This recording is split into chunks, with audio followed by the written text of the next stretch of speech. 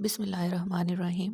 Dear students, pharmacology का third chapter start करते हैं। Autonomic nervous system. Autonomic nervous system क्या है? आपकी बॉडी में जैसा कि आप जानते हैं कि दो टाइप के सिस्टम प्रेजेंट होते हैं। एक होता है सेंट्रल नर्वस सिस्टम और एक होता है peripheral nervous system. Central nervous system जो इसमें आता है आपका ब्रेन और स्पाइनल कॉर्ड, और पेरिफेरल नर्वस सिस्टम जो है वो आगे डिवाइड होता है ऑटोनॉमिक नर्वस सिस्टम में। ऑटोनॉमिक नर्वस सिस्टम आगे डिवाइड होता है सिंपैथेटिक और पैरासिम्पैथेटिक नर्वस सिस्टम में। तो ऑटोनॉमिक नर्वस सिस्टम क्या है? पेरिफेरल नर्वस सिस्टम की एक टाइप है जो कि आपकी बॉडी में इनवॉलेंट्री फंक्शंस को कंट्रोल करता है। इनवॉलेंट्री फंक्शंस ऐसे फंक्शंस होते हैं जो कि आपके कंट्रोल में नहीं होते, वो ऑटोमेटिकली आपकी बॉडी में हो रहे होते हैं, आप उनको कंट्रोल नहीं कर सकते। जैसा कि हार्ट रेट हो गया, ब्रीथिंग हो गया, डाइजेशन हो गया, ये आपके कंट्रोल में नहीं है। मतलब बॉडी के इम्पोर्टेंट जो ऑर्गन्स हैं, मेजर ऑर्गन्स हैं, उनके फंक्शंस को जो सिस्टम कंट्रोल करता है वो है ऑटोनॉमिक नर्वस सिस्टम। तो ऑटोनॉमिक नर्वस सिस्टम क्या है? ये बॉडी के एंडोक्राइन सिस्टम के साथ मिलके हमारी बॉडी के फंक्शंस की रेगुलेशन में हेल्प करता है। इसीलिए इस सिस्टम को हम इनवॉलेंट्री नर्वस सिस्टम भी कहते हैं। तो आपकी बुक में इसकी क्या डेफिनेशन लिखी हुई है? Autonomic nervous system along with the endocrine system. Endocrine system कौन सा? जो डिफरेंट हार्मोन्स प्रोड्यूस करता है हमारी बॉडी में, वो है endocrine system. Along with the endocrine system coordinates the regulation and integration of body function। मतलब आपकी बॉडी के फंक्शंस की कोऑर्डिनेशन करता है। ANS is concerned with the regulation of visceral function। Visceral function मतलब आपके जो बॉडी के मेजर ऑर्गन हैं उन बॉडी मेजर ऑर्गन के फंक्शन को कंट्रोल करता है। So it is otherwise called involuntary nervous system. So इसको हम क्या कह सकते हैं? इनवॉलेंट्री नर्वस सिस्टम, मतलब ऐसा सिस्टम जो आपके कंट्रोल में नहीं है। इसके एग्जांपल जैसे हार्ट बीट, ब्रीथिंग और डाइजेशन। अब ऑटोनॉमिक नर्वस सिस्टम जो है वो किस से मिलके बना होता है, या कोई भी नर्वस सिस्टम वो किस से मिलके बना होता है? जैसा कि आपकी बॉडी में जो है वो सेल है, आपकी बॉडी का जो बिल्डिंग ब्लॉक है वो क्या है? सेल है। तो सेल को हम कहते हैं कि ये आपकी बॉडी का स्ट्रक्चरल या फंक्शनल यूनिट है। इसी तरह जो आपकी बॉडी में नर्वस सिस्टम प्रेजेंट है उसके फंक्शंस को भी कौन कंट्रोल करता है, उसका स्ट्रक्चर कौन बनाता है? तो नर्वस सिस्टम के स्ट्रक्चरल या फंक्शनल यूनिट को कहते हैं न्यूरॉन। तो neuron is the structural and functional unit of nervous system. अब न्यूरॉन क्या है कि न्यूरॉन दूसरे सेल्स होते हैं, उनके पास क्या होता है? न्यूक्लियस होता है, साइटोप्लाज्म होता है, और डिफरेंट जो है वो साइटोप्लाज्म में ऑर्गेनेलीज जो है वो मौजूद होती हैं। न्यूरॉन में जो है वो दो डिफरेंट वेज में जो है वो सेल्स प्रेजेंट होते हैं। मतलब दूसरे सेल्स से ये दो बातों में डिफ़र करता है। सबसे पहली बात क्या है कि न्यूरॉन में क्या होती हैं? डिफरेंट ब्रांचेस प्रेजेंट होती हैं या डिफरेंट प्रोसेसेस प्रेजेंट होते हैं। आपने न्यूरॉन का स्ट्रक्चर पहले एनाटॉमी में देखा होगा। उसमें जो ब्रांचेस होती हैं न्यूरॉन की उनको हम कहते हैं डेंड्राइट्स, और जो सेल बॉडी के साथ छोटी छोटी जो हैं वो पोर्शंस बने होते हैं, लॉन्ग लेंथ होती है, उस बॉडी को हम कहते हैं एक्सोन। तो जो आम सेल है या दूसरे सेल हैं उनमें ये दो जो है वो ना तो सेल में ब्रांचेस प्रेजेंट होती हैं और ना मतलब एक्सोन्स प्रेजेंट होते हैं, ना डेंड्राइट्स प्रेजेंट होते हैं। तो ये डिफरेंट है दूसरे सेल से। दूसरी बात क्या है कि न्यूरॉन्स में कोई भी सेंट्रोसोम नहीं होता। सेंट्रोसोम नहीं होता तो जिसकी वजह से न्यूरॉन जो है वो डिवीजन नहीं कर सकता। तो ये दो डिफरेंट जो हैं वो प्रॉपर्टीज़ हैं न्यूरॉन सेल की दूसरे सेल से। नेक्स्ट आता है नर्व सेल्स की टाइप्स। अब दो किस्म के जो हैं वो नर्व सेल्स बॉडी में प्रेजेंट होते हैं, सेंसरी न्यूरॉन्स और मोटर न्यूरॉन्स। सेंसरी न्यूरॉन्स को हम एफेरेंट न्यूरॉन्स भी कहते हैं और मोटर न्यूरॉन्स को हम ईफेरेंट न्यूरॉन्स भी कहते हैं। सेंसरी न्यूरॉन्स क्या हैं? ऐसे न्यूरॉन्स जो कि आपके सेंस ऑर्गन से इम्पल्सिस कैरी करते हैं, मतलब मैसेज कैरी करते हैं और उसको सेंट्रल नर्वस सिस्टम तक लेके जाते हैं। ऐसे न्यूरॉन्स को हम कहते हैं सेंसरी न्यूरॉन्स। जैसे आपकी फिंगर्स में क्या है, मतलब जो भी सेंस ऑर्गन्स जो हैं वो इम्पल्स को डिटेक्ट करेंगे और वो ब्रेन तक लेके जाएंगे, सेंट्रल नर्वस सिस्टम तक। सेंसरी न्यूरॉन्स की एग्जांपल क्या है कि आप कोई भी गर्म रॉड है, उसको आप क्या करते हो, टच करते हो, तो आपकी फिंगर के जो सेंसरी मसल्स हैं, सेंस ऑर्गन्स हैं, वो क्या करेंगे, सेंसेस हैं, वो उस हॉटनेस को क्या करेंगे, डिटेक्ट करेंगे। अब वो डिटेक्ट करने के बाद, उस इम्पल्स को डिटेक्ट करने के बाद वो मैसेज लेके जाएंगे ब्रेन तक। अब ब्रेन तक जब मैसेज, आपको कैसे पता चला कि ये चीज़ गर्म है, सेंसरी इम्पल्सेस जो हैं वो आपकी हैंड से मूव की सेंट्रल नर्वस सिस्टम तक, तो सेंट्रल नर्वस सिस्टम ने फील किया कि आपने किसी गर्म चीज़ को हाथ लगाया है। तो इसमें कौन से न्यूरॉन्स इन्वॉल्व होते हैं, सेंसरी न्यूरॉन्स। नेक्स्ट आते हैं मोटर न्यूरॉन्स। मोटर न्यूरॉन्स ऐसे न्यूरॉन्स हैं जो कि आपके ब्रेन, मतलब सेंट्रल नर्वस सिस्टम से इम्पल्सेस को कैरी करते हैं, मैसेज को कैरी करते हैं और आपके ऑर्गन तक मैसेज लेके जाते हैं, मतलब आपके मसल्स, ग्लैंड्स और ब्लड वेसल्स, उन तक वो मैसेज पहुंचाते हैं। तो ऐसे न्यूरॉन्स को हम कहते हैं मोटर न्यूरॉन्स। प्रीवियस एग्जांपल कोई जो है वो कोट करते हैं यहाँ पे कि जब आपने गर्म रॉड को हाथ लगाया तो सेंसरी न्यूरॉन्स ने मैसेज कन्वे किया आपके हाथ से ब्रेन की तरफ।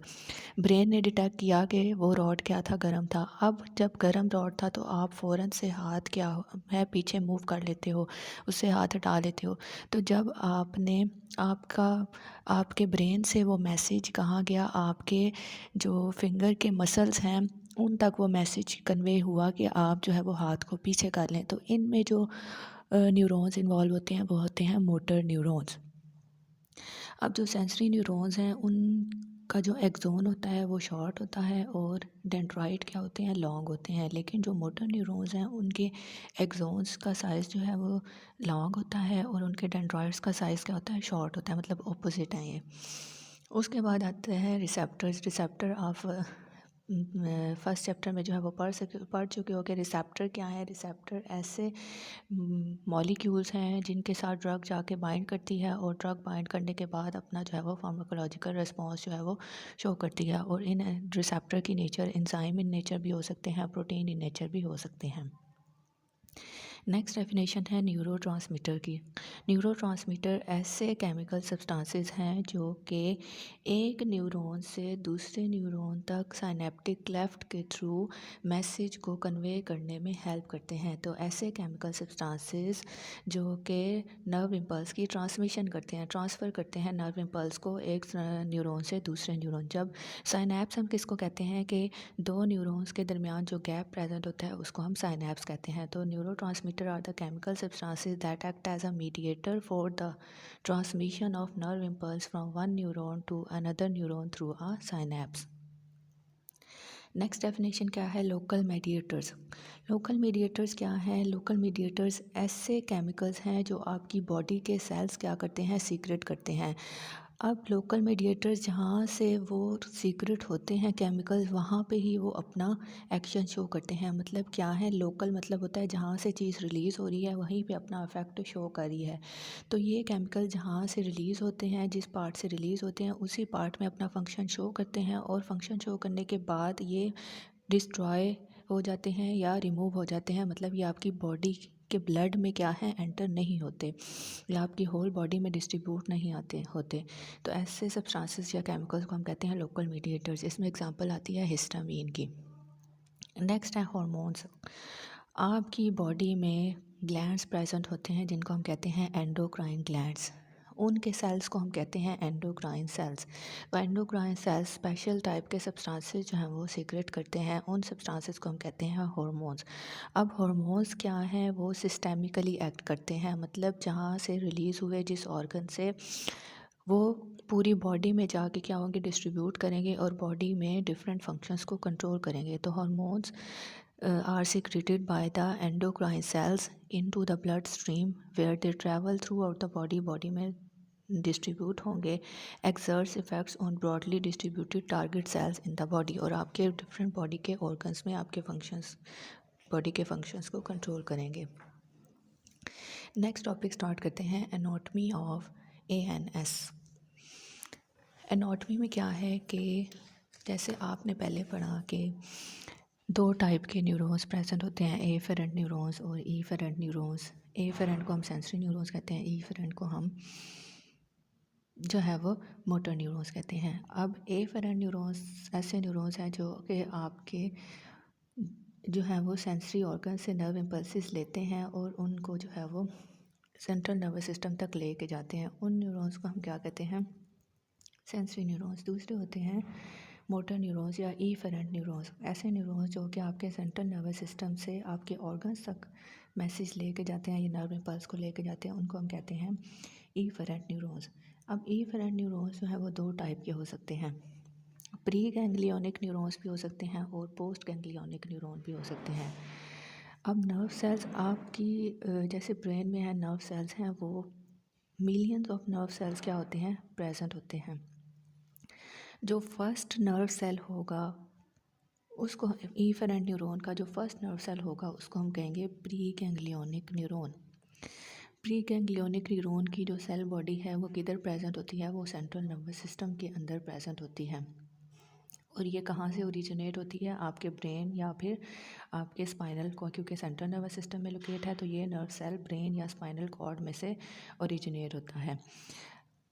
उसके बाद क्या है कि सेकंड टाइप ऑफ न्यूरॉन क्या है, एक न्यूरॉन दूसरे न्यूरॉन में एंटर होता है, तो जो सेकंड नर्व सेल होता है उसको हम कहते हैं पोस्ट गैंग्लियोनिक न्यूरॉन, और इनके दरमियान में जो प्रेजेंट होता है उसको हम कहते हैं गैंग्लियन।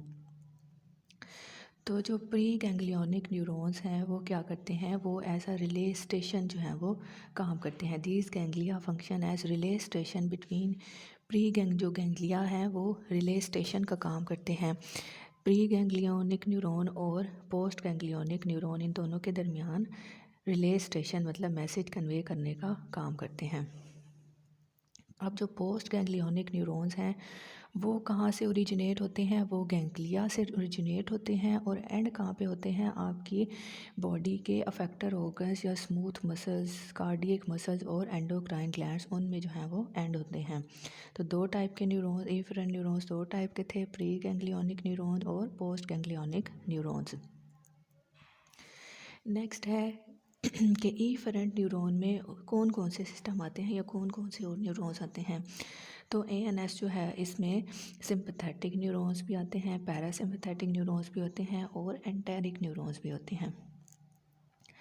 जो सिंपैथेटिक न्यूरॉन्स हैं वो क्या करते हैं, आपकी जो है वो कहाँ से ओरिजिनेट होते हैं, वो सेंट्रल नर्वस सिस्टम से ओरिजिनेट होते हैं, मतलब कहाँ से, आपके स्पाइनल कॉर्ड के दो डिफरेंट एरिया से क्या करते हैं, ओरिजिनेट होते हैं।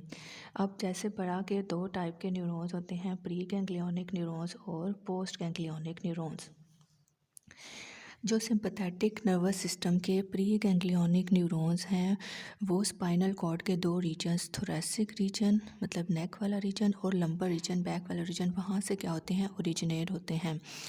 और प्री गैंग्लियोनिक न्यूरॉन्स का जो है वो साइज़ क्या होता है, शॉर्ट होता है। इसी तरह एक्सोन्स जो होते हैं पोस्ट गैंग्लियोनिक न्यूरॉन्स के, वो कहाँ से ओरिजिनेट होते हैं, टिश्यूज़ से ओरिजिनेट होते हैं, गैंग्लिया से ओरिजिनेट होते हैं और टिश्यूज़ में जाके क्या करते हैं, एंड होते हैं। नेक्स्ट आता है पैरासिम्पैथेटिक न्यूरॉन्स। अब पैरासिम्पैथेटिक न्यूरॉन्स में भी दो टाइप के न्यूरॉन्स होंगे, प्री गैंग्लियोनिक न्यूरॉन्स और post ganglionic neurons. Pre ganglionic neurons spinal cord के किस पार्ट से ओरिजिनेट होते हैं, ये क्रेनियल और sacral region of spinal cord से क्या होते हैं, ओरिजिनेट होते हैं। और ये कहाँ पे साइनैप्स करते हैं, गैंग्लिया के इर्द गिर्द या अफेक्टर ऑर्गन्स पे। इसके अलावा जो पैरासिम्पैथेटिक सिस्टम के प्री गैंग्लियोनिक न्यूरॉन्स हैं वो क्या होते हैं, लॉन्ग होते हैं, और जो पोस्ट गैंग्लियोनिक न्यूरॉन्स हैं वो क्या होते हैं, शॉर्ट होते हैं। उसके बाद आते हैं एंटेरिक न्यूरॉन्स। एंटेरिक न्यूरॉन्स क्या हैं, ये थर्ड टाइप हैं ऑटोनॉमिक नर्वस सिस्टम की। ये ऐसे नर्व फाइबर्स हैं जो कि आपकी जीआईटी, पेंक्रियास और गाल ब्लैडर की मूवमेंट्स को क्या करते हैं, कंट्रोल करते हैं। तो ऐसे न्यूरॉन्स को हम कहते हैं एंटेरिक न्यूरॉन्स। तो enteric neuron is the third division of autonomic nervous system. It is a collection of nerve fibers that innervate the GIT, pancreas and gallbladder. This system function independently of the मतलब ये central nervous system के control में नहीं होता, बल्कि ये आपके GIT की मोटिलिटी और एक्सोक्राइन और एंडोक्राइन सिक्रीशंस को क्या करता है, कंट्रोल करता है। नेक्स्ट आपकी बुक में टेबल दिया हुआ है सिंपैथेटिक और पैरासिम्पैथेटिक नर्वस सिस्टम का कंपैरिजन। आप इसमें बुक में देख सकते हो कि सिंपैथेटिक सिस्टम ऐसा सिस्टम है जो कि हमेशा इमरजेंसी सिचुएशन में जो है वो वर्क करता है, और पैरासिम्पैथेटिक सिस्टम ऐसा सिस्टम है जो कि रेस्टिंग स्टेज में जो है वो वर्क करता है। अब सिंपैथेटिक और पैरासिम्पैथेटिक सिस्टम के आपकी बॉडी के ऑर्गन्स पे जो है वो डिफरेंट जो है वो फंक्शंस हैं। सबसे पहला फंक्शन है आइज़ पे। आइज़ पे क्या अफेक्ट होता है सिंपैथेटिक और पैरासिम्पैथेटिक। सिंपैथेटिक सिस्टम में आइज़ पे अब क्या अफेक्ट होगा कि आइज़ के जो प्यूपिल है, मतलब जो सबसे मिडल पार्ट जो आई का होता है उसको हम कहते हैं प्यूपिल। प्यूपिल क्या हो जाता है, डायलेट हो जाता है जब फिर सिंपैथेटिक सिस्टम एक्टिवेट होगा। इसके बाद आइरस के जो मसल्स होते हैं उनको हम कहते हैं रेडियल मसल्स, उनकी क्या हो जाएगी, कंट्रैक्शन हो जाएगी। और जो सिलरी मसल्स हैं आई के, सिलरी मसल्स मतलब आइरस के बाहर की कवरिंग पे जो मसल्स होते हैं उनको हम कहते हैं सिलरी मसल्स, वो क्या हो जाएंगे, रिलैक्स कर जाएंगे। इसमें पैरासिम्पैथेटिक सिस्टम जब एक्टिवेट होगा तो क्या हो जाएगा, उसके ऑपोजिट होगा। प्यूपिल क्या कर जाएगा, कंट्रैक्ट कर जाएगा। जब प्यूपिल कंट्रैक्ट करेगा तो आइरस के जो मसल्स हैं वो क्या कर जाएंगे, वो भी क्या कर जाएंगे, कंट्रैक्ट कर जाएंगे। और जो सिलरी मसल्स हैं उसमें सिंपैथेटिक सिस्टम में रिलैक्स कर रहे थे तो इसमें क्या कर जाएंगे, कंट्रैक्ट कर जाएंगे। और जब सिलरी मसल्स कंट्रैक्ट करेंगे तो ये जो है वो नज़दीक के ऑब्जेक्ट्स को देखने में मदद करेंगे। हार्ट पे क्या अफेक्ट होता है, जब पैरासिम्पैथेटिक सिस्टम एक्टिवेट होगा तो हार्ट रेट इंक्रीज़ हो जाएगा। जो हार्ट के मसल्स की कंट्रैक्टिलिटी है वो भी क्या हो जाएगी, इंक्रीज़ हो जाएगी। जबकि पैरासिम्पैथेटिक सिस्टम में हार्ट रेट डिक्रीज़ होगा और कंट्रैक्टिलिटी भी डिक्रीज़ होगी। उसके बाद ब्लड वेसल्स पे क्या अफेक्ट है, सिंपैथेटिक सिस्टम में ब्लड वेसल्स डायलेट हो जाती हैं और उसमें कंट्रैक्ट कर जाती हैं। इसके अलावा स्किन और म्यूकस मेम्ब्रेन की मसल सिंपैथेटिक सिस्टम में कंस्ट्रिक्ट कर जाती हैं और पैरासिम्पैथेटिक सिस्टम में रिलैक्स कर जाती हैं। किडनी पे क्या अफेक्ट होता है कि रेनिन की सिक्रीशन क्या हो जाती है, इंक्रीज़ हो जाती है और पैरासिम्पैथेटिक में डिक्रीज़ हो जाती है। आपके रेस्पिरेटरी सिस्टम में ट्रैकिया और ब्रोंक्यूल्स पे क्या अफेक्ट होता है, सिंपैथेटिक सिस्टम के केस में ट्रैकिया और ब्रोंक्यूल्स डायलेट कर जाते हैं और पैरासिम्पैथेटिक में ब्रोंकिया और ब्रोंक्यूल्स और ट्रैकिया कंस्ट्रिक्ट कर जाते हैं। जीआईटी पे क्या अफेक्ट होता है कि जीआईटी में मसल्स प्रेजेंट होते हैं, उनको कहते हैं स्फिंक्टर मसल्स। तो सिंपैथेटिक सिस्टम में जीआईटी के मसल्स, स्फिंक्टर मसल्स क्या हो जाती है, उनकी कंट्रैक्शन हो जाती है। उनकी कंट्रैक्शन की वजह से जो जीआईटी मोटिलिटी है वो क्या हो जाती है, डिक्रीज़ हो जाती है। पैरासिम्पैथेटिक सिस्टम में जो जीआईटी मोटिलिटी है वो इंक्रीज़ कर जाती है। इसके अलावा स्लाइवा पे क्या अफेक्ट होता है कि सैलिवरी ग्लैंड्स की सिक्रीशंस क्या हो जाती हैं, इंक्रीज़ हो जाती हैं जब सिंपैथेटिक सिस्टम एक्टिवेट हो जाता है और वो सिक्रीशंस थिक होती हैं। जबकि पैरासिम्पैथेटिक सिस्टम में जो स्लाइवा सिक्रीशंस है वो कम हो जाती हैं और वो वाटरी सिक्रीशन होती हैं, मतलब थिक सिक्रीशन नहीं होती। इसके बाद एड्रीनल ग्लैंड्स पे क्या अफेक्ट होता है, सिंपैथेटिक सिस्टम एक्टिवेट होगा तो ये एपिनेफ्रीन और नॉर एपिनेफ्रीन जो है वो ग्लैंड से क्या होंगे, सीक्रेट होंगे, जबकि पैरासिम्पैथेटिक में ये सीक्रेट नहीं होंगे। उसके बाद टीयर्स पे क्या अफेक्ट होगा कि जब पैरासिम्पैथेटिक सिस्टम एक्टिवेट होगा तो टीयर्स की स्टिमुलेशन होगी और सिम्पैथेटिक सिस्टम में टीयर्स जो है वो स्टिमुलेट उसमें भी होगी। इसके अलावा जो है वो मेल और फीमेल ऑर्गन्स पे क्या अफेक्ट होगा कि सिंपैथेटिक सिस्टम में फीमेल में यूट्रस की क्या करा देंगे, रिलैक्सेशन करा देंगे और मेल्स में जो है वो इजैकुलेशन को स्टिमुलेट करेगा सिंपैथेटिक सिस्टम और पैरासिम्पैथेटिक सिस्टम जो है वो इरेक्शन को जो है वो स्टिमुलेट करेगा। टॉपिक स्टार्ट करते हैं, प्रोटोटाइप ड्रग्स ऑफ एएनएस। सबसे पहले कि प्रोटोटाइप ड्रग्स कौन सी ड्रग्स होती हैं। प्रोटोटाइप ड्रग्स ऐसी ड्रग्स हैं जो कि आपकी बॉडी की या सिस्टम की मेन ड्रग है और उससे फर्दर ड्रग्स जो हैं हम फर्दर फॉर्म्स ऑफ ड्रग जो है वो डेवलप करते हैं। तो it is the main drug या main form of drug from which other forms of drug are developed, उस ड्रग को हम कहते हैं प्रोटोटाइप ड्रग्स। अब ऑटोनॉमिक नर्वस सिस्टम की जो ड्रग्स हैं वो दो ग्रुप्स में क्लासिफाई की जाती हैं। एक होती हैं कोलिनर्जिक ड्रग्स और एक होती हैं एड्रीनर्जिक ड्रग्स। कोलिनर्जिक ड्रग्स जो कि पैरासिम्पथेटिक सिस्टम पे एक्ट करती हैं उनको हम कहते हैं कोलिनर्जिक ड्रग्स, और जो सिंपथेटिक सिस्टम पे एक्ट करती हैं उनको हम कहते हैं एड्रीनर्जिक ड्रग्स। अब कोलिनर्जिक ड्रग्स या पैरासिम्पथेटिक ड्रग्स दो टाइप की हो सकती हैं। या कोलिनर्जिक जो हैं ड्रग्स वो पैरासिम्पथेटिक सिस्टम को एक्टिवेट कर सकती हैं, मतलब उसको कॉपी कर सकती हैं, पैरासिम्पथेटिक सिस्टम की जो एक्टिविटीज़ हैं उसको कैरी आउट करेंगी, तो ऐसी ड्रग्स को हम कहेंगे कोलिनर्जिक एगोनिस्ट। और दूसरी होती हैं कोलिनर्जिक एंटागोनिस्ट जो कि पैरासिम्पथेटिक सिस्टम की एक्टिविटी को ख़त्म कर देंगी, उसकी एक्टिविटी को परफॉर्म नहीं होने देंगी, तो ऐसी ड्रग्स को हम कहेंगे कोलिनर्जिक एंटागोनिस्ट। इनको हम कोलिनर्जिक एगोनिस्ट को हम पैरासिम्पैथोमाइमेटिक्स भी कहते हैं, क्योंकि ये सिंपैथेटिक सिस्टम की एक्टिविटी को कॉपी करते हैं। और इसके अलावा कोलिनर्जिक एंटागोनिस्ट को हम पैरासिम्पैथोलिटिक्स कहते हैं, क्योंकि ये पैरासिम्पैथेटिक सिस्टम की एक्टिविटी को ब्लॉक कर देती हैं। सबसे पहले स्टार्ट करते हैं कोलिनर्जिक एगोनिस्ट या पैरासिम्पैथोमाइमेटिक्स, मतलब पैरासिम्पैथेटिक सिस्टम को एक्टिवेट करेंगी या उसको कॉपी करेंगी।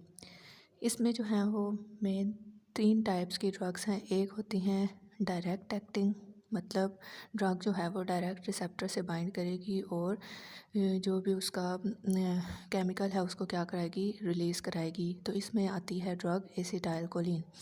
इनडायरेक्ट एक्टिंग, इसमें इनडायरेक्ट एक्टिंग ऐसी ड्रग्स होती हैं जो कि डायरेक्ट रिसेप्टर के साथ बाइंड करके अपना एक्शन शो नहीं करती, बल्कि रिसेप्टर के साथ बाइंड करने के बाद ये कुछ केमिकल्स रिलीज़ करते हैं।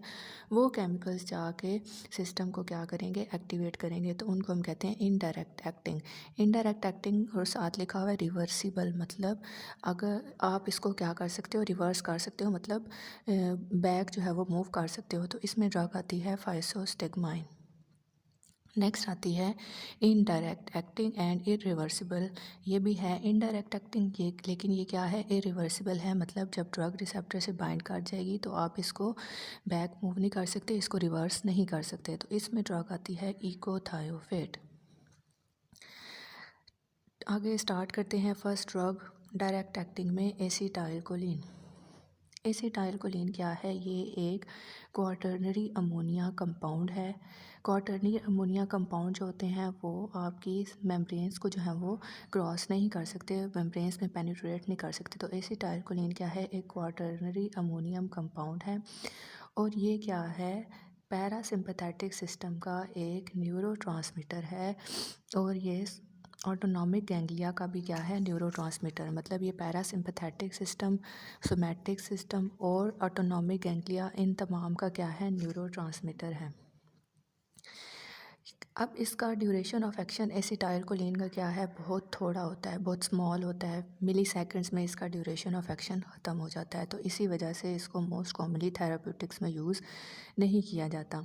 इसके अलावा एसिटाइलकोलिन क्या है, वो आपकी बॉडी में 2 टाइप के रिसेप्टर होते हैं, मस्करीनिक रिसेप्टर और निकोटिनिक रिसेप्टर। मस्करीनिक रिसेप्टर आपके पैरासिम्पथेटिक सिस्टम की एक्टिविटीज़ को कंट्रोल करते हैं, और निकोटिनिक रिसेप्टर्स आपकी पैरासिम्पथेटिक और सिम्पथेटिक दोनों सिस्टम की एक्टिविटीज़ को कंट्रोल करते हैं। जो मस्करीनिक रिसेप्टर्स हैं वो आपकी स्मूथ मसल्स की जो है वो कंट्रैक्शंस कराते हैं, लेकिन जो निकोटिनिक रिसेप्टर्स हैं वो आपके स्केलेटल मसल्स की कंट्रैक्शन कराते हैं। तो एसिटाइलकोलिन मस्करीनिक और निकोटिनिक दोनों रिसेप्टर्स पे एक्ट करता है।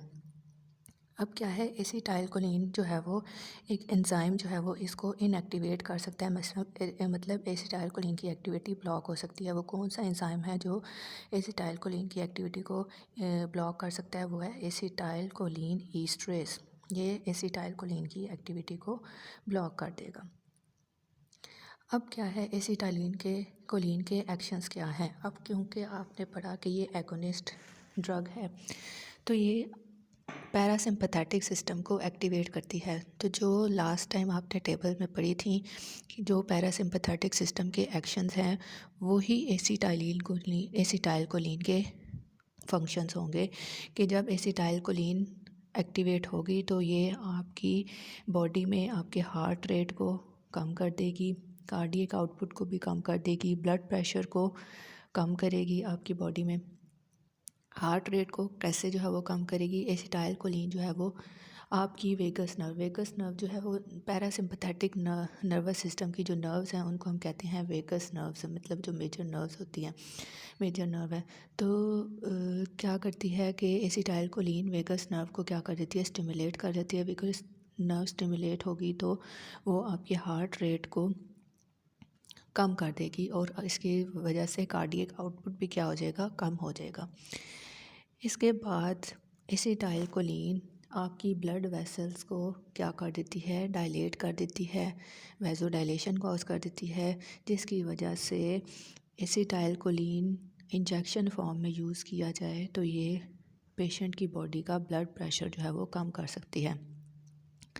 इसके बाद जीआईटी पे इसका क्या इफ़ेक्ट होगा कि जो पैरासिम्पथेटिक सिस्टम के एक्शंस थे वही हैं कि ये स्लाइवा की सिक्रीशंस को इंक्रीज़ कर देगा, गैस इंटेस्टाइनल मोटिलिटी और इसकी सिक्रीशंस को इंक्रीज़ कर देगा, ब्रोंक्यूल्स में से सिक्रीशंस को इंक्रीज़ कर देगा।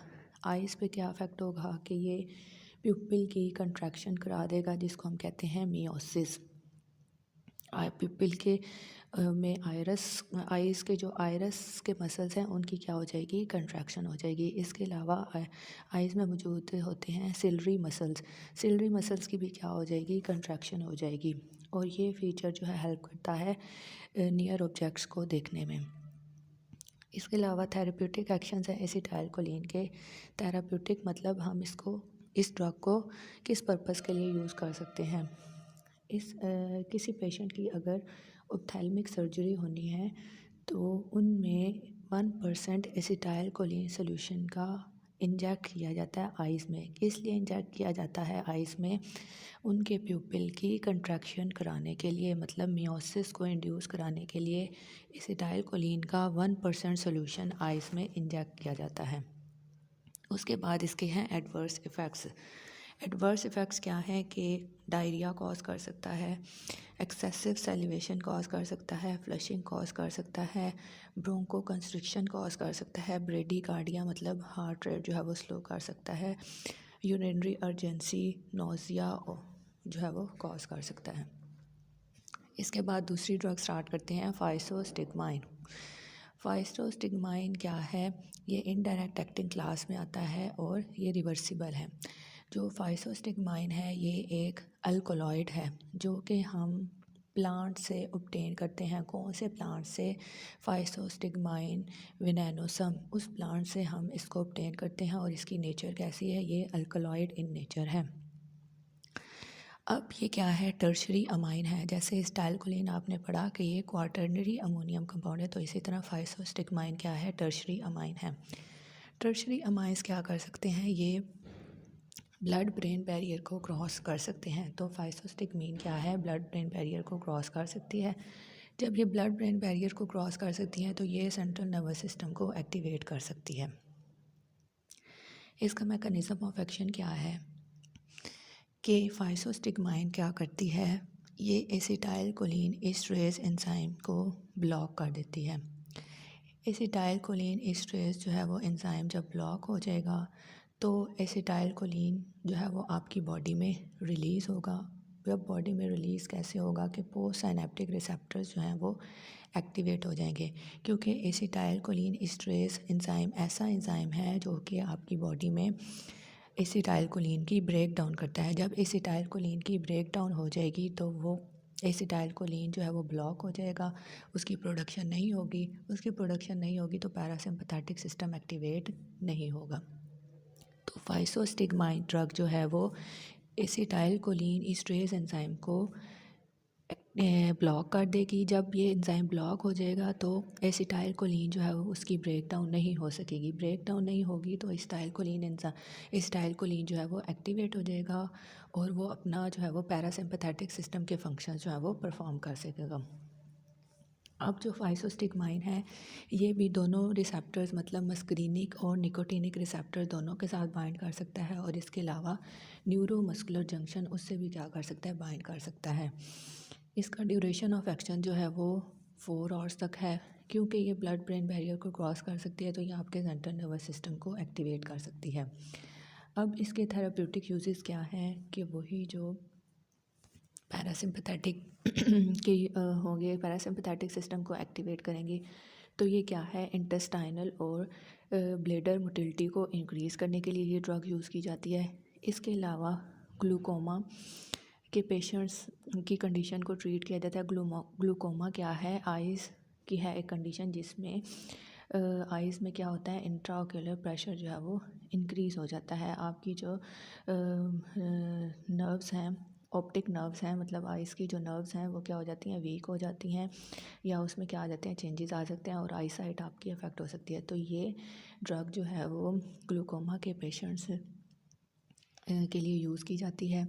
इसके अलावा क्योंकि ये क्या करती है, मियोसिस और स्पैज़ मतलब प्यूपिल की कंट्रैक्शन जो है वो कराती है, तो ये मियोसिस को इंड्यूस कराने के लिए यूज़ की जा सकती है। इसके अलावा जो है वो अगर कोई एंटीकोलिनर्जिक ड्रग पेशेंट ने ली है और उसकी जो है वो ओवरडोज़ पेशेंट ने ले ली है, तो उस एंटीकोलिनर्जिक ड्रग की ओवरडोज़ को कम करने के लिए इसको जो है वो यूज़ किया जाता है, एज ए एंटीडोट यूज़ किया जाता है एंटीकोलिनर्जिक ड्रग्स के लिए। इसके एडवर्स इफेक्ट्स क्या होते हैं कि जब फाइसोस्टिग्मीन को हाई डोजेस में, बहुत ज़्यादा डोजेस में यूज़ किया जाएगा तो ये क्या कर सकती है, कार्डियक आउटपुट को बहुत कम कर सकती है। कार्डियक आउटपुट जो है वो कम कर देगी। कार्डियक आउटपुट कम होगा तो क्या हो जाएगा, कार्डियक आउटपुट कम होगा तो जिसकी वजह से पेशेंट की क्या हो सकती है, डेथ हो सकती है। पेशेंट की डेथ कैसे हो सकती है कि फाइसोस्टिग्मीन अगर हाई कंसंट्रेशन में लिया जाए तो ये आपके रेस्पिरेटरी डिप्रेशन मतलब रेस्पिरेटरी सिस्टम को डिप्रेस कर सकती है, आपका रेस्पिरेटरी सिस्टम फेल हो सकता है, उसकी वजह से पेशेंट की डेथ हो सकती है। नेक्स्ट ड्रग स्टार्ट करते हैं, इकोथायोफेट। ये किस क्लास से बिलोंग करती है, इनडायरेक्ट एक्टिंग और क्या है, इरिवर्सिबल है। अब क्या है कि ये क्या है, ऑर्गेनोफॉस्फोरस कंपाउंड है, ठीक है। ऑर्गेनोफॉस्फोरस कंपाउंड्स ऐसे कंपाउंड्स होते हैं जो कि जिनके पास ये एबिलिटी होती है कि वो एसिटाइल कोलिन ईस्टरेज के साथ कोवलेंट बॉन्ड के थ्रू बाइंड कर सकते हैं। तो इकोथायोफेट भी क्या है, एक ऑर्गेनोफॉस्फेट कंपाउंड है जो कि एसिटाइल कोलिन ईस्टरेज के साथ कोवलेंटली बाइंड करता है। इसकी वजह से क्या होगा कि जब एसिटाइल कोलिन एस्ट्रेस जो है वो उसकी एक्टिविटी ब्लॉक हो जाएगी, उसकी एक्टिविटी ब्लॉक होगी तो एसिटाइल कोलिन क्या होगा, रिलीज़ होगा। तो आपकी बुक में क्या लिखा हुआ है कि organophosphate compounds have the capacity to bind covalently to acetylcholine esterase. इसकी वजह से क्या होगा कि this result in long lasting increase in acetylcholine at all sites where it is release. तो एसिटाइल कोलिन रिलीज़ होगा आपकी body में तमाम साइड्स में। इसका मैकेनिज़्म ऑफ एक्शन क्या है, यही है कि इकोथायोफेट इज़ एन ऑर्गेनोफॉस्फेट। ये एसिटाइल कोलिन एस्ट्रेस के साथ कोवलेंटली बाइंड करेगा। जब ये उसके साथ बाइंड करेगा तो एसिटाइल कोलिन एस्ट्रेस एंजाइम की एक्टिविटी इनएक्टिवेट हो जाएगी। इनएक्टिवेट होगी तो क्या होगा, एसिटाइल कोलिन क्या होगा, रिलीज़ होना स्टार्ट हो जाएगा। अब क्या है कि एक्शंस क्या हैं इकोथायोफेट के आपकी बॉडी में। इकोथायोफेट क्या करता है, दोनों मस्करीनिक और निकोटिनिक रिसेप्टर्स जो हैं वो उनके साथ बाइंड कर सकता है। क्योंकि ये मस्करीनिक रिसेप्टर्स के साथ बाइंड करता है तो ये आपकी बॉडी में क्या क्या फंक्शंस कर सकता है, ये मियोसिस करा सकता है, प्यूपिल की कंट्रैक्शन, स्लाइवा की सिक्रीशंस को इंक्रीज़ कर सकता है, स्वेटिंग प्रोड्यूस कर सकता है, ब्रेडिकार्डिया मतलब हार्ट रेट स्लो कर सकता है, वैसो डायलेशन को ब्लड वेसल्स की डायलेशन कॉज कर सकता है और ब्लड प्रेशर जो है वो कम कर सकता है। क्योंकि ये निकोटिनिक रिसेप्टर्स के साथ भी बाइंड करता है तो निकोटिनिक रिसेप्टर की एक्टिविटीज़ क्या होंगी कि मसल ट्विचिंग कॉज कर सकता है। इसकी वजह से ये क्या है, रेस्टलेसनेस भी पेशेंट्स में कॉज कर सकता है कि मसल्स की ट्विचिंग हो जाएगी। मसल की ट्विचिंग की वजह से ये पेशेंट में रेस्टलेसनेस कॉज कर सकता है। थेरेपेटिक यूजेस क्या हैं कि हम किस डिज़ीज़ के लिए या किस पर्पस के लिए इसको यूज़ करते हैं इस ड्रग को। तो ऐसे पेशेंट्स जो कि ओपन एंगल ग्लूकोमा के पेशेंट्स हैं, ग्लूकोमा की दो टाइप्स होती हैं, एक होता है ओपन एंगल ग्लूकोमा और एक होता है close angle glaucoma. Open angle glaucoma के में क्या होता है कि पेशेंट की आइज़ में जो इंट्रा ऑक्यूलर प्रेशर है वो क्या हो जाता है, ज़्यादा हो जाता है।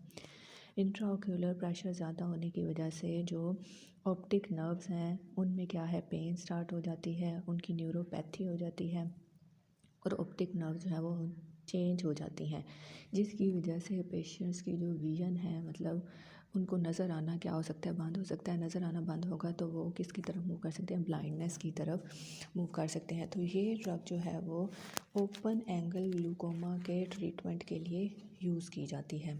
तो ये ड्रग्स थी कोलिनर्जिक एगोनिस्ट, जो कि पैरासिम्पथेटिक सिस्टम को एक्टिवेट करती हैं।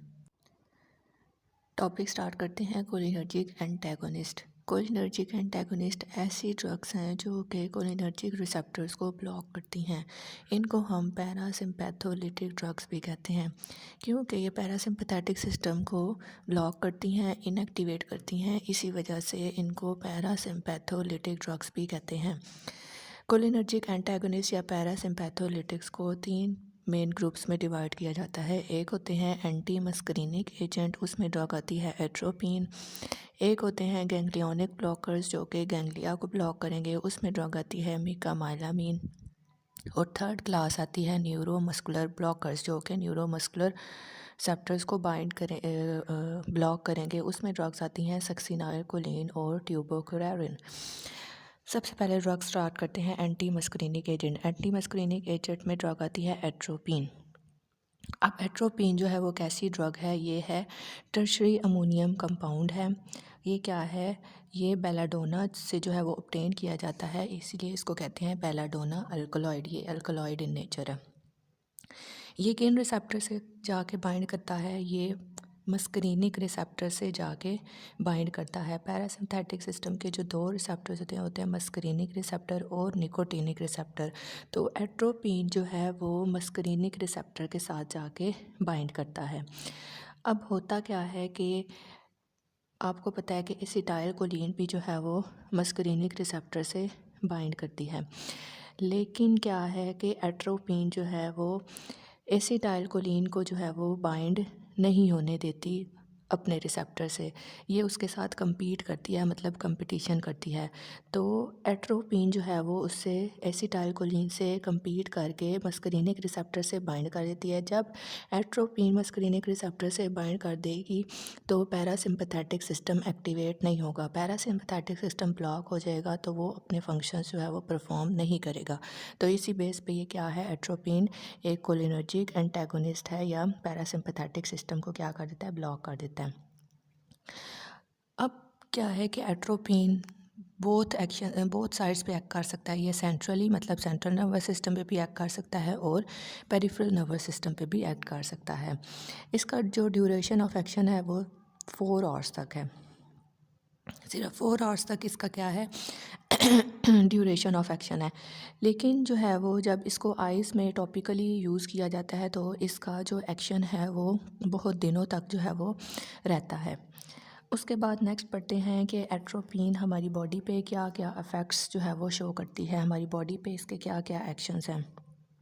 सबसे पहले क्या है, क्योंकि ये पैरासिम्पथेटिक सिस्टम को इनहिबिट करती है, तो जो आपने पैरासिम्पथेटिक सिस्टम के एक्शंस पढ़े थे उससे ऑपोजिट इसके क्या होंगे, एक्शंस होंगे। तो आइज़ पे इसका क्या इफ़ेक्ट होगा, ये आइज़ में जो है वो आइज़ के पार्ट प्यूपिल की क्या करा देती है, डायलेशन करा देती है। प्यूपिल की डायलेशन को हम एक नाम देते हैं जिसको हम कहते हैं मिड्रियासिस। तो dilation of pupil is known as mydriasis. किन जो है वो लोगों में प्यूपिल की डायलेशन कॉज कर देती है, जो नैरो एंगल ग्लूकोमा के पेशेंट होते हैं या ऐसे पेशेंट्स जिनमें इंट्राओक्यूलर प्रेशर जो है, जिनकी आइज़ में इंट्राओक्यूलर प्रेशर जो है वो ज़्यादा हो जाता है। तो ऐसे पेशेंट्स में ये मिड्रियासिस कॉज करते हैं। जीआईटी पे क्या इफ़ेक्ट होता है कि क्योंकि ये क्या करते हैं, जीआईटी की एक्टिविटी को कम कर देता है, इसी वजह से इसको एंटी स्पास्मोडिक के तौर पे भी जो है वो यूज़ किया जाता है। सैलिवरी ग्लैंड्स पे इसका क्या इफ़ेक्ट होता है कि जब पैरासिम्पथेटिक सिस्टम ब्लॉक हो जाएगा तो ये सलाइवा जो है वो सलाइवा की प्रोडक्शन कम हो जाएगी। सलाइवा की प्रोडक्शन कम होगी तो माउथ क्या हो जाएगा, ड्राई हो जाएगा। ड्राई माउथ होगा तो स्वेलिंग करने में, मतलब खाना निकलने में या बोलने में क्या होगी, टॉकिंग में डिफ़िकल्टी आएगी। रेस्पिरेटरी ट्रैक पे इसका क्या इफ़ेक्ट होगा कि जब पैरासिम्पथेटिक सिस्टम ब्लॉक हो जाएगा तो एट्रोपिन क्या करेगा, रेस्पिरेटरी ट्रैक से सिक्रीशंस कम कर देगा, तो it reduces the secretions of respiratory tract. Cardiovascular system पे इसका क्या इफ़ेक्ट होगा कि अगर तो लो डोज में देंगे तो ये कार्डियक रेट को कम ही करेगा, लेकिन हाई डोज में लेने से कार्डियक रेट क्या हो सकता है, इंक्रीज़ हो सकता है। स्वेट ग्लैंड्स पे क्या इसका इफेक्ट होगा कि स्वेट ग्लैंड्स की सिक्रीशंस को इनहिबिट कर देगा एट्रोपिन। जब स्वेट ग्लैंड्स की सिक्रीशन इनहिबिट होंगी तो स्किन जो है वो ड्राई और हॉट हो जाएगी। अब नेक्स्ट इसके पढ़ते हैं थेराप्यूटिक यूजेस। हम इसको एज अ ड्रग जो है वो किन किन पर्पसेस के लिए यूज़ करते हैं। एट्रोपिन को जो है वो ऑप्थेल्मिक्स मतलब आइज़ से रिलेटेड जो भी डिजीज़ होती हैं उनमें जो है वो यूज़ किया जाता है। आइज़ में मतलब किस लिए यूज़ किया जाता है, रेटिना को एग्जामिन करने के लिए या ऑप्टिक डिस्क को जो है वो एग्जामिन करने के लिए यूज़ किया जाता है। इसके अलावा ये आइज़ में प्यूपिल की डायलेशन करने के लिए भी यूज़ किया जाता है। क्योंकि ये जीआईटी की एक्टिविटी को कम करता है तो इसको हम एंटी स्पास्मोडिक एजेंट के तौर पे भी यूज़ कर सकते हैं, क्योंकि ये जीआईटी के मसल्स को रिलैक्स करता है या ब्लेडर के मसल्स को रिलैक्स करता है। उसके बाद इसको हम एंटी सिक्रेटरी एजेंट के तौर पे भी जो है यूज़ कर सकते हैं, क्योंकि ये रेस्पिरेटरी ट्रैक में सिक्रीशंस को क्या करता है, कम करता है, सिक्रीशंस को ब्लॉक कर देता है। तो इस वजह से या सलाइवा की सिक्रीशंस को ब्लॉक कर देता है। तो सर्जरी से पहले एंटी मस्कुलिनिक एजेंट्स मतलब एट्रोपिन जो है वो यूज़ की जाती है सिक्रीशंस को कम करने के लिए। इसके अलावा मोशन सिकनेस में भी जो है वो यूज़ की जाती है। मोशन सिकनेस क्या, आप ट्रैवलिंग या हाई एल्टीट्यूड पे जाएं तो आपको नोज़िया वॉमिटिंग फील हो, उसको हम कहते हैं मोशन सिकनेस। तो ये एट्रोपिन जो है वो इसको हम एज अ प्रोफाइलेक्टिक एजेंट भी यूज़ कर सकते हैं मोशन सिकनेस के लिए। प्रोफाइलेक्टिक एजेंट्स ऐसे एजेंट्स होते हैं जो कि किसी डिज़ीज़ को प्रिवेंट मतलब आपको सिम्टम्स हैं नहीं, लेकिन आपको पता है कि आप जब ट्रैवलिंग करो तो आपको नोज़िया वॉमिटिंग फील होता है, तो उससे एहतियाती तदबीर के तौर पे आप क्या ले सकते हो, वो ड्रग ले सकते हो। तो उसको हम कहते हैं कि एज अ प्रोफाइलेक्टिक एजेंट। तो कितनी देर तक ये जब आपने शॉर्ट ड्यूरेशन के लिए जो है वो ट्रैवल करना हो तो उस केस में आप ये मोशन सिकनेस के लिए ले सकते हो। कितने आवर्स तक आपने ट्रैवल करना हो, 4 to 6 आवर्स। उसके बाद क्या है, कोलिनर्जिक एगोनिस्ट जितनी भी ड्रग्स होती हैं उनके लिए ये एंटीडोट के तौर पे यूज़ होता है। मतलब अगर आपकी बॉडी में कोलिनर्जिक एगोनिस्ट की डोज जो है वो ज़्यादा होगी, ओवर डोज होगी है, तो उसके लिए आप जो एंटीडोट यूज़ करोगे वो एट्रोपिन होगा। इसके अलावा ये इंसेक्टिसाइड्स और मशरूम की पॉइजनिंग होगी या बॉडी में, तो उसके लिए भी एंटीडोट के तौर पे यूज़ किया जाता है। अब इसकी नेक्स्ट क्या है, एट्रोपिन की फार्माकोकाइनेटिक्स। एट्रोपिन जो है वो ओरली एब्जॉर्ब होता है, आपके जीआईटी से रैपिडली एब्जॉर्ब हो जाता है। ये मेटाबोलाइज किससे होता है, लीवर के ज़रिए मेटाबोलाइज होता है। एलिमिनेट कहाँ होता है, इसकी एलिमिनेशन जो है वो मेनली यूरिन में होती है और इसकी हाफ़ लाइफ जो है वो 4 आवर्स है। उसके बाद इसके एडवर्स इफ़ेक्ट्स क्या हैं, इसके एडवर्स इफ़ेक्ट्स जो हैं वो इसकी डोज पे डिपेंड करते हैं। तो मेन जो एडवर्स इफ़ेक्ट्स हैं वो क्या हैं कि ये ड्राई माउथ कॉज कर सकता है, ब्लड विजन मतलब धुंधलापन पैदा कर सकता है, कॉन्स्टिपेशन हो सकती है, बॉडी का टेम्परेचर इंक्रीज़ कर सकता है और सीएनएस पे क्या इफ़ेक्ट होंगे कि ये जो है वो पेशेंट में रेस्टलेसनेस या कन्फ्यूजन कॉज कर सकता है। नेक्स्ट ड्रग स्टार्ट करते हैं, मीकामाइलामीन। मीकामाइलामीन क्या है, ये गैंग्लियोनिक ब्लॉकर है। तो मतलब गैंग्लिया को इसने क्या करना है, ब्लॉक करना है। तो गैंग्लियोनिक ब्लॉकर मतलब ये कहाँ पे एक्ट करती है, जैसे आपने पढ़ा कि एट्रोपिन जो है वो मस्करिनिक रिसेप्टर पे बाइंड करती है, लेकिन जो मीकामाइलामीन है वो क्या करती है, निकोटिनिक रिसेप्टर पे जाके बाइंड करती है। निकोटिनिक रिसेप्टर में आगे दो चीज़ें आती हैं, एक होते हैं गैंग्लिया और एक होते हैं न्यूरोमस्कुलर्स। तो मीकामाइलामीन गैंग्लिया को क्या कर देती है, ब्लॉक कर देती है। गैंग्लिया ब्लॉक हो जाएंगे तो निकोटिनिक रिसेप्टर्स ब्लॉक होंगे तो गैंग्लिया भी ब्लॉक होंगे और पैरासिम्पथेटिक सिस्टम की एक्टिविटी क्या हो जाएगी, ब्लॉक हो जाएगी। ये जो है वो दोनों सिस्टम्स के गैंग्लिया पे एक्ट करता है, पैरासिम्पथेटिक सिस्टम और सिम्पथेटिक सिस्टम दोनों सिस्टम के गैंग्लियाज पे एक्ट करता है। गैंग्लियोनिक ब्लॉकर्स को जो है वो बहुत कम जो है वो थेराप्यूटिकली यूज़ जो है वो किया जाता है। इसको मोस्टली कहाँ यूज़ किया जाता है? एक्सपेरिमेंटल फार्माकोलॉजी में, मतलब फार्माकोलॉजी में एनिमल्स पे डिफरेंट एक्सपेरिमेंट्स किए जाते हैं किसी भी ड्रग को चेक करने के लिए। तो रिसर्च पर्पज़ के लिए इस ड्रग को जो है वो यूज़ किया जाता है मीकामाइलामीन को। इसका मैकेनिज़्म ऑफ एक्शन क्या है? वही मैकेनिज़्म ऑफ एक्शन है कि ये कम्पीट करती है ड्रग के साथ, एसिटाइलकोलिन के साथ क्या करती है, कम्पीट करती है, उसको जो है वो रिसेप्टर से बाइंड नहीं होने देती। तो इसका मेन मैकेनिज़्म ऑफ एक्शन ये है कि ये निकोटिनिक रिसेप्टर पे जाके बाइंड करेगी। निकोटिनिक रिसेप्टर पे जाके बाइंड करेगी, किस एरिया में जाके बाइंड करेगी? गैंग्लिया से बाइंड करेगी और उनको क्या कर देगी? ब्लॉक कर देगी। वो ब्लॉक हो जाएगा तो पैरासिम्पथेटिक एक्टिविटीज़ भी क्या हो जाएंगी? ब्लॉक हो जाएंगी। नेक्स्ट आती हैं इसकी फार्माकोकाइनेटिक्स। फार्माकोकाइनेटिक्स में क्या है? इसकी एब्जॉर्प्शन क्या है? ओरल एब्जॉर्प्शन क्या है? बहुत अच्छी है, it is a good oral absorption. इसके बाद क्या है? इसका ड्यूरेशन ऑफ एक्शन कितना है? इसका ड्यूरेशन ऑफ एक्शन जो है वो 10 आवर्स तक जो है वो रहता है। एक अगर इसकी डोज ली जाए तो ये 10 आवर्स तक बॉडी में रहती है। इसके अलावा इसके थेरेप्यूटिक एक्शन क्या है? थेरेप्यूटिक यूजेस क्या हैं इसके? कि ये इमरजेंसी कंडीशंस में पेशेंट के ब्लड प्रेशर को कम करने के लिए यूज़ की जाती है। नेक्स्ट क्लास आती है न्यूरोमस्कुलर ब्लॉकर्स। न्यूरोमस्कुलर ब्लॉकर्स ऐसी ड्रग्स हैं जो कि बाइंड करेंगी निकोटिनिक रिसेप्टर से। निकोटिनिक रिसेप्टर्स में न्यूरोमस्कुलर्स को क्या कर देंगी? ब्लॉक कर देंगी। न्यूरोमस्कुलर्स जो है वो ब्लॉक हो जाएगा तो क्या हो जाएगा? ये जो है वो पैरासिम्पथेटिक सिस्टम की एक्टिविटीज़ को जो है वो, मतलब न्यूरोमस्कुलर जंक्शन, तो ये मसल्स की क्या है? कंट्रैक्शन जो है वो नहीं कराएंगी, बल्कि क्या कराएंगी? मसल की रिलैक्सेशन करा देंगी। तो ऐसी ड्रग्स जो कि मसल रिलैक्सेशन को कॉज कराती हैं उनको हम कहते हैं न्यूरोमस्कुलर, मतलब न्यूरोमस्कुलर जंक्शंस को ब्लॉक कर देंगे। न्यूरोमस्कुलर जंक्शन ब्लॉक हो जाएंगी तो एसिटाइलकोलिन क्या हो जाएगा? ब्लॉक हो जाएगा। तो ये जो है वो मसल्स की कंट्रैक्शन के बजाय क्या कराएंगी? मसल की रिलैक्सेशन करा देंगी। अब इसमें ड्रग आती है ट्यूबोकुरारिन। ट्यूबोकुरारिन क्या है? एक नॉन डीपोलराइजिंग ब्लॉकर है। कंसेप्ट लेने के लिए आप ये बात समझ सकते हैं कि नॉन डीपोलराइजिंग ऐसी ड्रग्स होती हैं जो कि क्या कराएंगी? मसल की रिलैक्सेशन कराएंगी। और डीपोलराइजिंग ऐसी ड्रग्स होती हैं जो कि मसल की कंट्रैक्शन कराती हैं। कम्पिटिटिव का मतलब है ये दूसरी ड्रग्स के साथ क्या करती हैं? कम्पीट करती हैं। मतलब जो है वो दूसरी ड्रग्स को रिसेप्टर से बाइंड नहीं होने देती और ये खुद जाके क्या कर देती हैं? बाइंड कर देती हैं।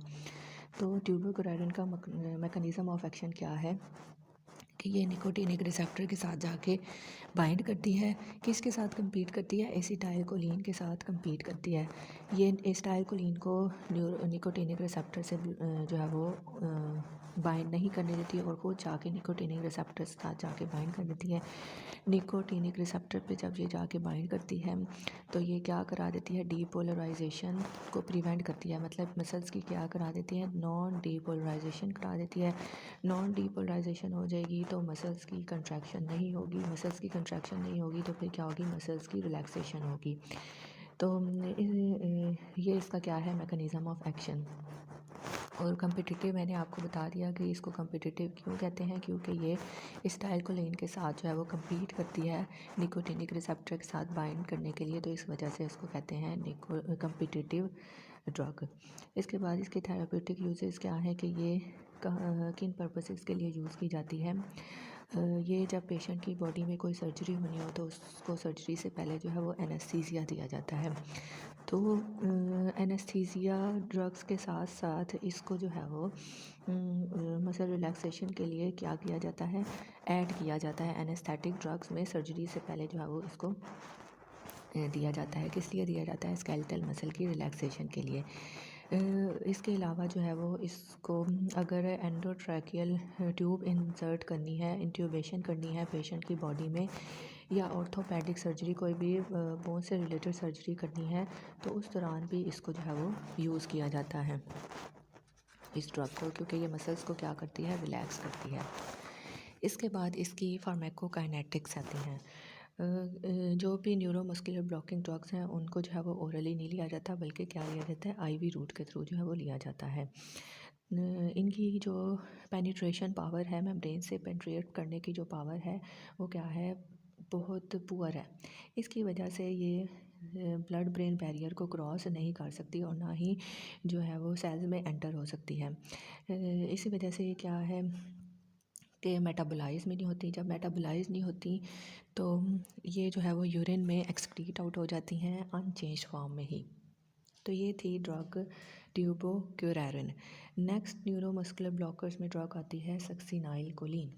ये एक ऐसी ड्रग है, ये डीपोलराइजिंग एजेंट है, मतलब ये मसल्स की कंट्रैक्शन जो है वो कराती है। इसका मैकेनिज़्म ऑफ एक्शन क्या है कि ये निकोटिनिक रिसेप्टर पे जाके बाइंड करेगी।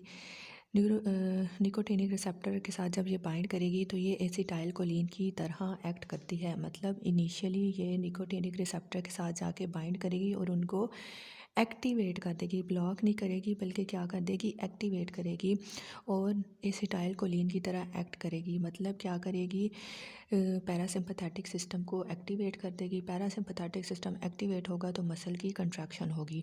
तो सबसे पहले इसका थोड़ा मैकेनिज़्म ऑफ एक्शन जो है वो चेंज है। वैसे इनको क्या, इस ड्रग को क्या करना चाहिए, मसल रिलैक्सेशन कॉज करनी चाहिए, लेकिन ये जब निकोटिनिक रिसेप्टर के साथ जाके बाइंड करती है तो सबसे पहले ये निकोटिनिक रिसेप्टर को एक्टिवेट करेगी। थोड़ी देर एक्टिवेट करने के बाद ये क्या करेगी, उसको ब्लॉक करेगी। तो जब निकोटिनिक रिसेप्टर एक्टिवेट होंगे तो एसिटाइल कोलिन की तरह ये एक्ट करेगी। एसिटाइल कोलिन की तरह एक्ट करने की वजह से ये क्या करेगी, पैरासिम्पथेटिक सिस्टम को एक्टिवेट करेगी और मसल की क्या करा देगी, कंट्रैक्शन करा देगी। और ये जो है वो ज़्यादा देर तक रिसेप्टर से क्या रहती है, अटैच रहती है। It remain attach to the receptor for longer time और कॉन्स्टेंटली जो है वो निकोटिनिक रिसेप्टर्स को स्टिमुलेट करती रहती है, मसल कंट्रैक्शन कराती रहती है। तो इसके एक्शंस क्या हैं कि ये मसल्स की जो है वो क्या कराती है, मसल की कंट्रैक्शन करा देती है, जिसको हम मसल फेसिकुलेशन या twitching of muscles, twitching of muscle मतलब कंट्रैक्शन ऑफ मसल्स, और इसके लिए टर्म यूज़ की जाती है फेसिकुलेशन। ये पहले क्या कराएगी, मसल की कंट्रैक्शन करा देती है और उसके बाद क्या है, फ्यू मिनट्स में ये मसल्स की रिलैक्सेशन करा देती है, जिसको हम कहते हैं पैरालिसिस। पैरालिसिस क्या है, मसल की रिलैक्सेशन। तो सबसे पहले ये मसल की कंट्रैक्शन कराती है, शॉर्ट लास्टिंग जो होती है, और उसके बाद जो है वो मसल की रिलैक्सेशन करा देती है। ये ड्रग जो है वो गैंग्लियंस को ब्लॉक नहीं करती, बल्कि ये क्या करती है, अगर हाई डोजेस पे जो है वो दिया जाए तो फिर ये गैंग्लियन को ब्लॉक कर सकती है। ये वैसे गैंग्लियंस को ब्लॉक नहीं करती। इसके थेराप्यूटिक यूजेस क्या हैं कि हम किस पर्पस के लिए इसको यूज़ करते हैं, क्योंकि इसका जो ऑनसेट ऑफ एक्शन है वो क्या है, रैपिड है और शॉर्ट ड्यूरेशन के लिए ये ड्रग जो है वो एक्ट करती है। तो इसको जो है वो ड्यूरिंग एनेस्थीसिया जो है वो एंडोट्रैकियल ट्यूब जो है वो उसकी इंट्यूबेशन के लिए जो है वो यूज़ किया जाता है। एंडोट्रैकियल ट्यूब क्या है, ऐसी ट्यूब्स जो कि वेंट्रिकुलर मशीन से कनेक्ट की जाती हैं और आर्टिफिशियल रेस्पिरेशन जो है वो प्रोड्यूस करती हैं बॉडी में, उनको हम कहते हैं एंडोट्रैकियल इंट्यूबेशन। तो जब एनेस्थीसिया के दौरान एंडोट्रैकियल इंट्यूबेशन करनी है पेशेंट में तो उस टाइम ये जो है वो ड्रग एडमिनिस्टर की जाती है, क्योंकि ये क्या करेगी, मसल्स को रिलैक्स जो है वो पहले कंट्रैक्ट करेगी और फिर मसल्स को क्या कर देगी, रिलैक्स कर देगी और सर्जरी जो है वो ईजिली परफॉर्म हो जाएगी। उसके बाद आती हैं इसकी फार्माकोकाइनेटिक्स। इस ड्रग को किस रूट के थ्रू लिया जाता है, इसको आईवी जो है वो लिया जाता है। इसका ड्यूरेशन ऑफ एक्शन जो है वो शॉर्ट है, तो इस वजह से दिया तो इसको आईवी जाता है, लेकिन इसको किस तरीके से दिया जाता है, ड्रिप फॉर्म में। मतलब ड्रिप फॉर्म में कैसे कि इन्फ्यूजन जो है वो इसकी दी जाती है। क्यों दी जाती है, क्योंकि इसका ड्यूरेशन ऑफ एक्शन क्या है, शॉर्ट है, therefore it is given by the continuous infusion. Next आते हैं इसके एडवर्स इफ़ेक्ट्स कि बॉडी में अगर ज़्यादा डोज मिली जाए तो इसके क्या क्या जो है वो इफ़ेक्ट्स हो सकते हैं। एडवर्स इफ़ेक्ट्स क्या है, हाइपरथर्मिया, मतलब ये बॉडी का टेम्परेचर क्या है इंक्रीज़ कर सकती है। और क्या कॉज कर सकती है, हाइपर कैलीमिया, मतलब कैल्शियम का लेवल बॉडी में इंक्रीज़ कर सकती है। तो ये इसके क्या है, दो एडवर्स इफ़ेक्ट्स हैं।